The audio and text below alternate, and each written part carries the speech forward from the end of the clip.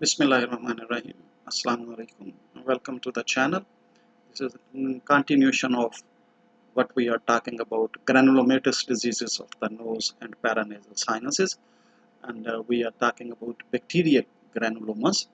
So today we will talk about some other bacterial granulomas. These granulomatous diseases of the nose uh, include bacterial granulomas, and then fungal granulomas, and there are some granulomas which are of unknown etiology. Out of bacterial granulomas, we talked about rhinoscleroma, and the link for that video is there in the description box. You can check it out. And those who have not subscribed the channel till now, they are requested to subscribe it so that you are not going to miss any future videos. So we will continue with some other bacterial granulomas. One of them is what we call as syphilis. Syphilis is of two types. One is congenital, which can be early form. Early form means it presents soon after birth in early infancy, and late form, that is around when the patient is adolescence. Later on it can present, but still it is a congenital anomaly. Then syphilis can be acquired, which is again of three types. One is primary, then is secondary, and then it can be tertiary, which is also known as gamma or gummatous stage of syphilis.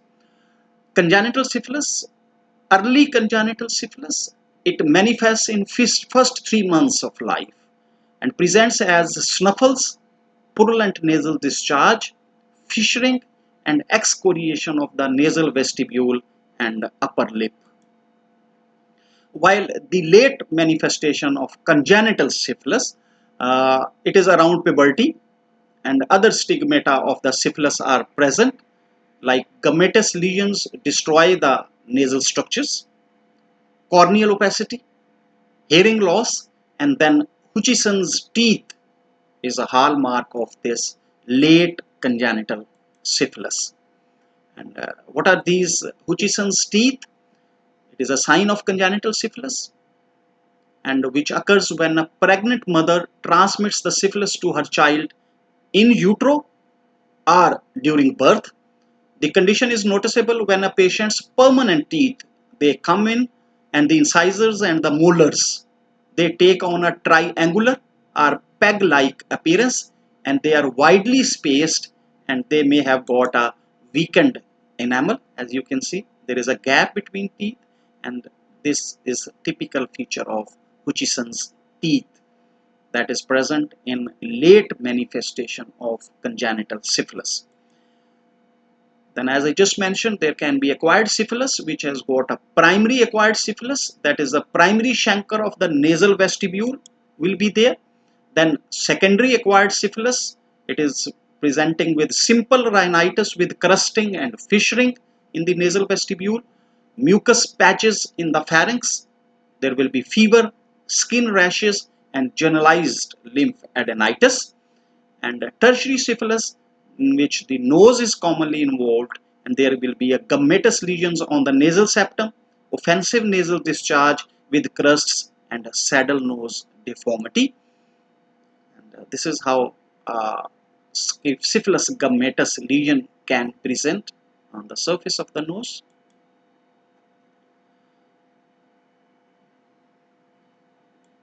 So the diagnosis is on serological tests, that is VDRL test, that is called as the Venereal Disease Research Laboratory.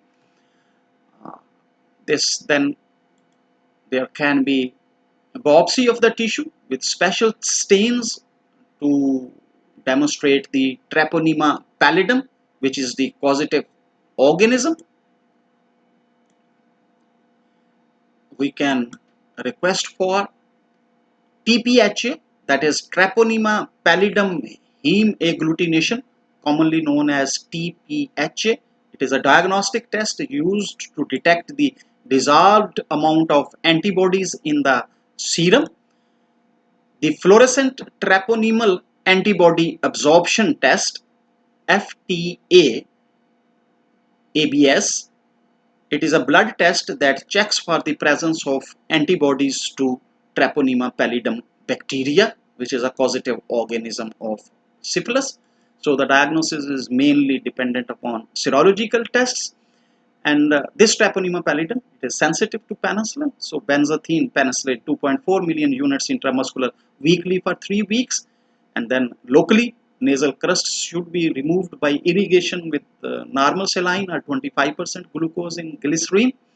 And then removal of the bony and cartilaginous sequestra. And later on, once the disease is under control, then any deformity caused by this disease can be repaired or plastic surgery can be done later on.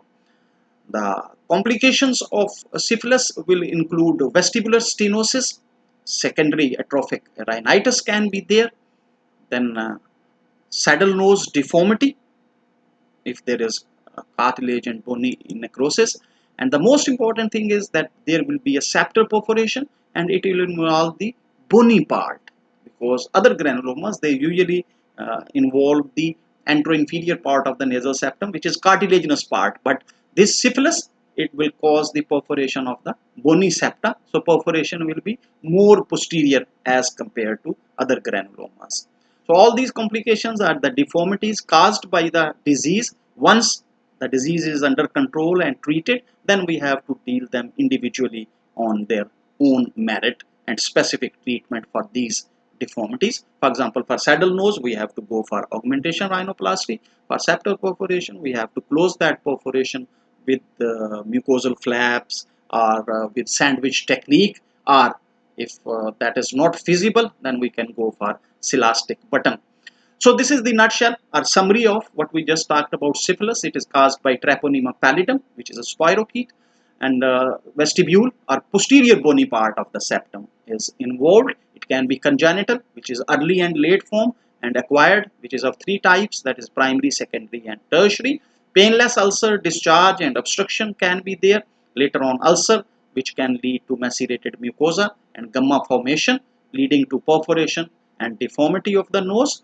Biopsy plus different serological tests will confirm, which shows the antibodies against Treponema pallidum, will confirm the diagnosis, and it is sensitive to penicillin, this Treponema pallidum. So penicillin should be used, and surgery is for removal of the devitalized or necrosed or dead tissues, and then later on that deformity should be corrected. Then we come to another granulomatous lesion, that is tuberculosis, and that is very common disease. Now some control is there, of course, with the awareness, but still everyone knows about tuberculosis, and pulmonology people, medical people, pediatrics people, preventive medicine people, they will talk about again and again about this entity. So I will just touch it very briefly so that you can have an idea that it can affect the nose and paranasal sinuses. So first thing is that nasal tuberculosis, it is almost always secondary to tuberculosis. Rather, to be very precise, I must mention that laryngeal tuberculosis, tuberculous otitis media, and tuberculosis in nose and paranasal sinuses is almost always secondary to pulmonary tuberculosis. So it is secondary to pulmonary tuberculosis. In nose, usually it involves the anterior part of the nasal septum. In contrast to syphilis, which involves the posterior bony part, this tuberculosis will involve the anterior cartilaginous part of the nasal septum and anterior end of the inferior turbinate. There will be nodular infiltration, which will lead to ulceration, and later on there will be perforation of the cartilaginous part of the nasal septum, while in case of syphilis there will be bony part, and that will be the nasal septal perforation in the bony part. Diagnosis is by biopsy and a special staining of secretions for AFB, that is sputum should be there. Then X-ray chest should also be there to rule out the pulmonary tuberculosis. Culture of the organisms and animal inoculation. And then is the treatment, and treatment is anti-tuberculous drugs, and there are different regimes. Usually 6 months or 9 months regime is being used, and there are different anti-tuberculous drugs in different combinations. They are being used. So any regime you can follow which is prevalent, which is being used in your own locality. And then surgery will be same as I mentioned repeatedly, that for all these granulomatous lesions or for that malignant lesions, that we have to excise that devitalized tissue. We have to do the debridement for the necrosed tissues, and once the underlying disease is controlled with its own specific treatment, then we can think about the repair of the deformities caused by that particular disease. So same principle applies here.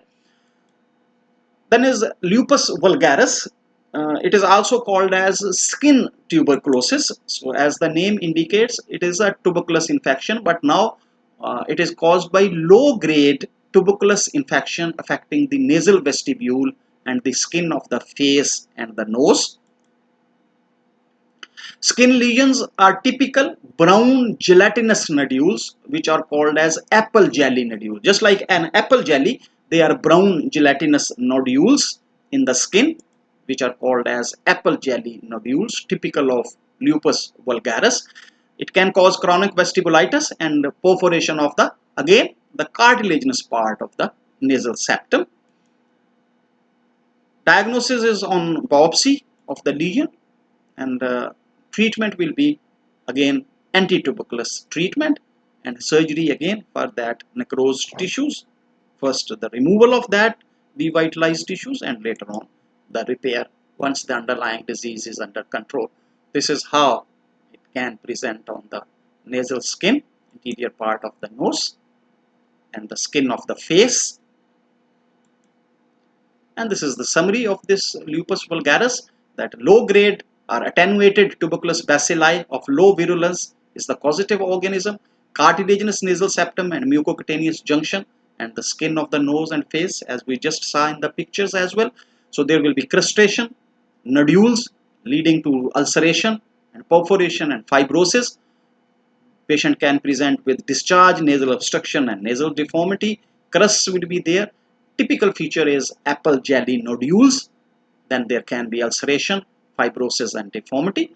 Biopsy and culture will confirm the diagnosis, and treatment is anti-tuberculous drugs. Along with that, we can use the vitamin D, and surgery is for the deformity after removing the necrosed tissues and treating the underlying cause. Never disappoint in life. Hope sustains life because every problem has a solution. Another bacterial granuloma is leprosy. It used to be very common before, and there used to be leprosy centers which were located outside the main cities or towns, because these people were not accepted by the society because so much deformities this disease cause. It is caused by Mycobacterium leprae, which is a bacteria. Nose is involved as a part of systemic disease, more often in lepromatous leprosy.